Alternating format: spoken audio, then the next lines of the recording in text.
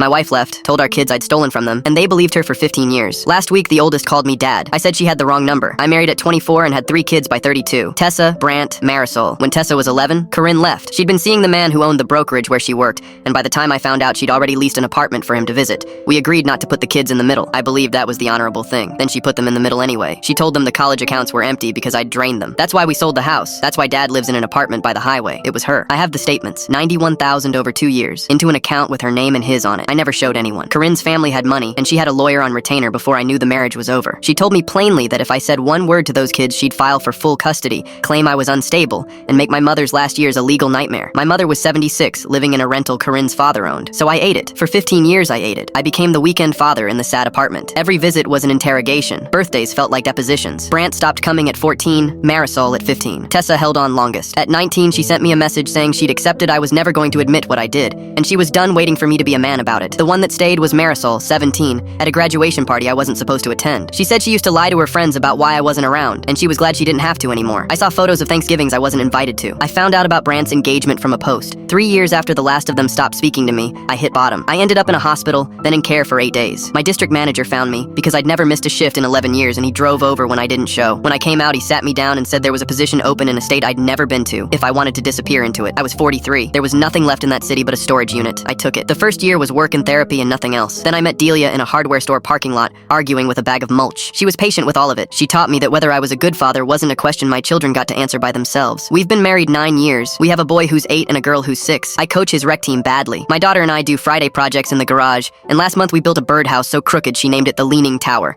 I'm a present father. I finally know what that is. I told my aunt years ago I didn't want updates. She let one slip, Tessa's wedding, and I lost most of a month. After that, she never said another word about them, right up until she died last spring. Last Thursday, my phone rang with that old area code. I answered without thinking, because it had been a decade and I assumed everyone had moved on. I heard one word, Dad. Everything in my chest closed up. I said, sorry, wrong number, and hung up. She called back twice. I watched the screen both times, then blocked it. Delia found me in the kitchen at 2 in the morning with the lights off. I told her all of it, and I cried harder than I did in the hospital. I called my cousin the next day. He still lives out there. It was Tessa. She's 36 now. He said she'd been looking for me since February, and started to explain how she found out. Something about Corinne's divorce from that man and what came out in Discovery. I stopped him. I said I didn't want to know. Here's what actually keeps me up. I don't know if Tessa has children. I don't know if I'm a grandfather. Brant would be 33. Marisol is 30. They're strangers with my face. My therapist moved me up to Tuesday. She thinks I should send an email and let them talk, but my fear isn't the pain. I've survived that already, and I know its exact dimensions. My fear is my 8-year-old. He asks constantly about the pictures in the hall closet. If I open this door and those 3 come in and then walk back out, and they've done it once already, he'd watch it happen to me. I won't do that to him. Delia typed a message for me because my hands wouldn't work. 4 words. I'll send an email. That's all I've got. They were children who believed their mother. I know that. I've known it the whole time. They were also adults a long time, and not one of them ever asked me a question.